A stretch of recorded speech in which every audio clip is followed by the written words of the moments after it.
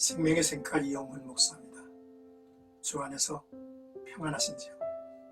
이 한 주간도 지구촌 곳곳에서 좋은 소식이 전해졌으면 좋겠습니다. 하나님의 은혜와 하나님의 은총이 가득한 한 주간이 되기를 기원합니다. 오늘은 10월 23일 월요일이죠. 신명기서 묵상 22회 22번째 시간입니다. 8장 1절에서 10절까지 이스라엘이 차지할 아름다운 땅, 이런 주제가 되겠습니다. 모세는 이스라엘이 차지할 아름다운 땅으로 들어가면 하나님의 명령을 지켜 행하고 그를 경외할 것을 다시 반복해서 말씀합니다. 약속의 땅을 얻고 번성하리라 말씀하시죠. 먼저 1절에서 6절까지는 너희는 지켜 행하라, 너희는 기억하라 라고 하는 내용입니다. 모세는 먼저 네 하나님 여호와께서 이 40년 동안에 내게 광야길을 걷게 하신 것을 기억하라 했습니다. 이 단락에서 기억하라는 말씀의 중심에는 그들의 고난의 역사에 하나님은 무엇을 의도하셨는지에 대하여 긍정적인 뜻을 전하고 있죠. 하나님께서 고난 중 어떤 은혜를 너희에게 주셨는지에 대해서 기억하고 또한 약속의 땅에 가서 머물도록 이스라엘을 권고하고 있죠. 첫째로 광야 40년 이스라엘에게 시험의 현장이었다는 것을 기억하라 하십니다. 이는 너를 낮추시며 너를 시험하사 내 마음이 어떠한지 그 명령을 지키는지 지키지 않는지 알려 하심이라 라고 하셨습니다. 이스라엘은 고난이라고 하는 시험을 통해서 겸손을 배워야 했습니다. 겸손한 마음이 아니면 주의 명령을 따르지 않기 때문입니다. 예수님이 겸손하셨고 겸손은 하나님이 택하사 거룩하고 사랑받은 자의 특징이며 겸손한 자에게 하나님은 은혜를 주시기 때문입니다. 둘째로 광야 40년 이스라엘이 하나님의 말씀으로 사는 것을 알게 하신 것을 기억하라 하십니다. 그들에게 주림을 알게 하시고 알지 못하는 만나를 먹게 하신 것은 사람이 떡으로만 사는 것이 아니요 여호와의 입에서 나오는 모든 말씀으로 사는 줄을 네가 알게 하려 하심이라 했습니다. 예수께서 광야에서 시험을 받으실 때에 인용한 유명한 말씀이죠. 마태복음 4장을 보면 시험하는 자가 예수께 나와 이르되 네가 만일 하나님의 아들이거든 명하여 이 돌들로 떡덩이가 되게 하라 라고 했죠. 예수님께서 대답하여 이르시기를 기록하였으되 사람이 떡으로만 살 것이 아니요 하나님의 입으로부터 나오는 모든 말씀으로 살 것이라고 말씀을 하신 것입니다. 셋째로 광야 40년 하나님의 은혜는 멈추지 않았음을 기억하라 하시죠. 하나님은 이스라엘을 외면하거나 버리지 아니하시고 은혜를 주셨다는 것입니다. 이 40년 동안에 내 의복이 헤어지지 아니하였고 내 발이 부르트지 아니하였느니라 라고 하셨습니다. 넷째, 광야 40년 이스라엘은 하나님께서 아비의 마음으로 징계하셨다는 것을 기억하라 하십니다.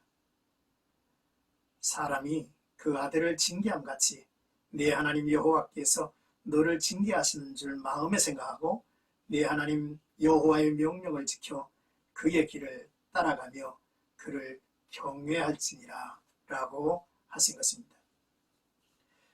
하나님은 가나안 입성을 앞둔 이스라엘 백성이 지난 40년간 광야에서의 삶을 기억해서 그들이 앞으로 어떻게 살아갈 것인지를 배우길 바라셨습니다. 하나님의 말씀을 지켜 행하면 너희가 살고 번성하고 맹세하신 땅에 들어가서 그것을 차지하리라고 다짐을 해주셨죠.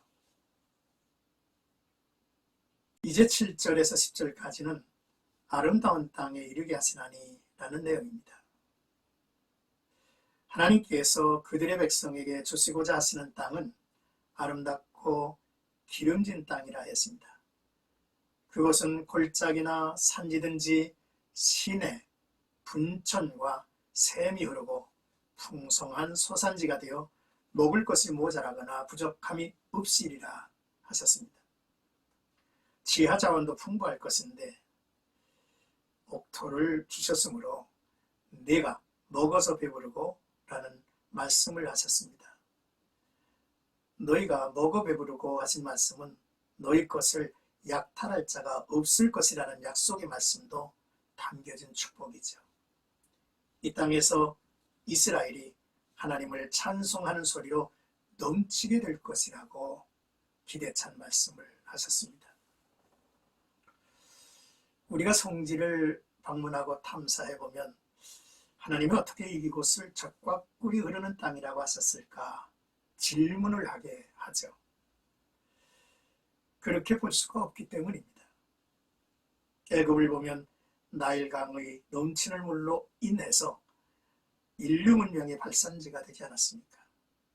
성경은 롯이 선택한 요단 지역 소알까지 소돔과 고모라가 멸망하기 전에는 에덴 동산 같고 애굽 땅과 같았다 했습니다. 에덴 동산과 애굽 땅, 이렇게 같이 이야기를 하는 것은 애굽이 얼마나 이제 비옥한 땅이고 아름다운 땅이라고 하는 것을 인정하는 것 같지 않습니까? 그러나 우리가 놀라운 사실을 발견하죠. 젖과 꿀이 흐르는 땅은 바로 하늘이 움직여 비를 내리는 곳이라는 사실입니다. 신명기 11장에 보면 여호와께서 너희의 땅에 이른 비 늦은 비를 적당한 때에 내리시리니 너희가 곡식과 포도주와 기름을 얻을 것이요 라고 했습니다. 또한 요엘서를 보면 시온의 자녀들아 너희는 너희 하나님 여호와로 말미암아 기뻐하며 즐거워할지어다. 그가 너희를 위하여 비를 내리시되 이른 비를 너희에게 적당히 주시리니 이른 비와 늦은 비가 예전과 같을 것이라 했습니다. 사랑하는 생가 여러분, 하나님께서 우리가 광야를 걷게 하신 것을 이제 기억하고 고난의 삶이 하나님의 은혜이었음을 고백할 수 있도록 하신다라고 하는 사실입니다. 그러므로 우리의 환경을 원망하지 말고 하나님의 말씀을 따라 살아 은혜를 구하며 때를 따라 돕는 비를 내리심으로 우리의 삶이 하나님에 의해서 축복의 가난이 될 것이라고 하는 사실인 것입니다. 오늘도 이런 믿음으로 나와 여러분들의 삶의 하루가 의미가 있고 열매가 있기를 주님의 이름으로 축복합니다.